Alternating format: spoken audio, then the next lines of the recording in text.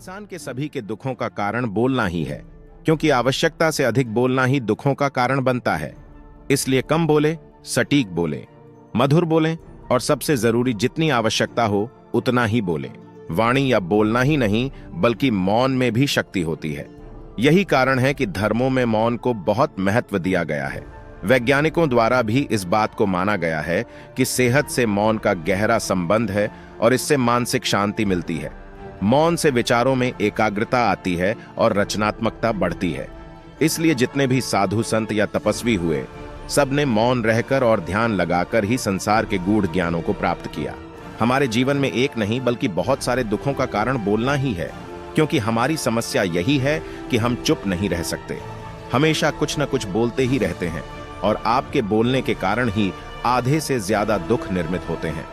परिवार में कलह क्लेश का कारण भी हमारा बोलना ही होता है। आप जितनी भूख उतना भोजन खाते हैं, जितनी जरूरत उतना कार्य करते हैं, लेकिन क्या आपने इस बारे में कभी सोचा है कि आप कितना बोलते हैं? क्या आप उतना ही बोलते हैं जितनी आवश्यकता है, या अनावश्यक ही सारे दिन बोलते हैं? इस बारे में कभी अकेले बैठकर जरूर सोचिए कि आज आपने दिन भर में कितना बोला, क्या बोला और सबसे जरूर कि क्यों बोला। इनमें से कितनी बातें जरूरी थीं और कितनी अनावश्यक। मनुष्य की प्रवृत्ति ऐसी है कि वह अपने मन में चल रही बातों को दूसरों को सुनाना चाहता है और दूसरा भी आपके साथ ठीक वही काम करता है।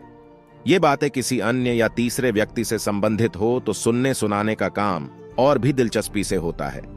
आप फिर जब कभी भी बैठते हैं तो इन्हीं बातों को फिर से दोहराया जाएगा और फिर से इन्हीं बातों पर विचार करेंगे। यह सुनने सुनाने का माहौल जीवन भर चलता रहता है और इस तरह से आप खो देते हैं अपना समय, अपना जीवन, अपनी सोच समझ और वो कीमती पल जिसमें जिया जा सकता है और जिसमें आनंद प्राप्त किया जा सकता है। इसलिए इस सुनने सुनाने के माहौल से बाहर निकलें।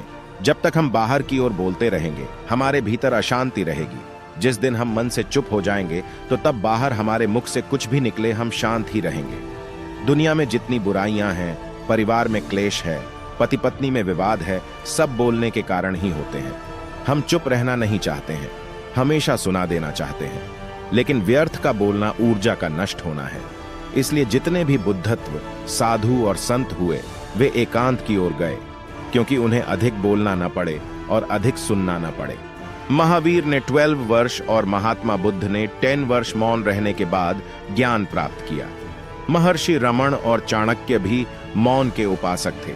लेकिन आप इस संसार में रहकर भी एकांत रह सकते हैं। इसके लिए आपको अपनी उन ऊर्जाओं को बचाना होगा जिसे आप व्यर्थ के शब्दों में नष्ट कर देते हैं। इसलिए उतना ही बोले जितना जरूरी हो।